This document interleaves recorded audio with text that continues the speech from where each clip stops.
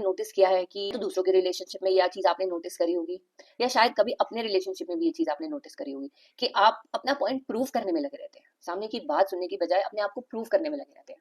उस चीज से या उस मोमेंट से कनेक्ट करने की बजाय, सामने वाले की बात सुनने की बजाय हम अपना पॉइंट प्रूव करने में लगे रहते हैं। तो भगवत गीता यहाँ पर कहती है कि रियल स्ट्रेंथ अंदर से आती है, इनर पीस से आती है, ईगो से कभी भी नहीं आती। ईगो की हमेशा स्ट्रेंथ फ्लीटिंग होती है, वो कुछ देर की होती है, कुछ टाइम की होती है, पर रियल स्ट्रेंथ हमारे इनर से आती है, हमारे इनर पीस से आती है। So welcome to day 11 of 21 day Bhagavad Gita guidance channel. Tarot का ये जो स्ट्रेंथ कार्ड है वो यही दिखा रहा है कि कैसे ये लेडी, ये लायन यानी जो हमारी ईगो है, हमारा इनर बीस्ट है, ये उसे कैसे शांत कर रही है यहाँ पे। और ये वुमेन कितनी काम दिखाई दे रही है, यानी कि वो अपने इनर बीस्ट को किस तरीके से शांत कर रही है कामली, क्योंकि वो खुद अपने आप एक काम स्टेट में है। वो उसे कंट्रोल नहीं कर रही है, वो उसको सिर्फ सूद कर रही है। कंट्रोल करने में ईगो होती है, सूद करने में कामनेस आती है, और सूद वही कर पाता है जो खुद इंटरनली हील होता है या कंट्रोल में होता है अपने खुद के सेंसेस के।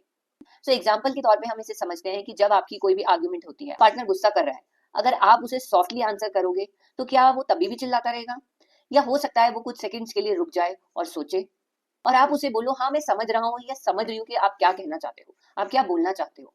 वो स्टेटमेंट बोलने से वो शांत हो जाएंगे, क्योंकि आपने उन्हें शांत करने की कोशिश करी, क्योंकि वो तो उस टाइम ईगो में है, गुस्से में है, पर आपने कामनेस दिखाकर उन्हें शांत करने की कोशिश करी।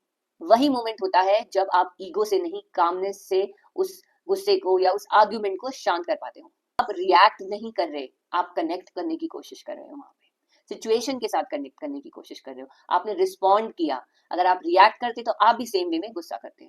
सो भगवत गीता कहती है कि जो इंसान अपने अंदर के स्टॉर्म को, अपने अंदर के तूफान को शांत कर लेता है या उस पर कंट्रोल पा लेता है कामली, तो वो बाहर आने वाली किसी भी सिचुएशन को इजीली हैंडल कर लेता है, और उसे कोई भी स्टॉर्म नहीं हिला पाता, क्योंकि जिसने अपने अंदर से, अपने इंटरनल से डील कर लिया, बाहर आने वाली जो तूफान है वो तो बहुत छोटी चीज होती है उनके लिए।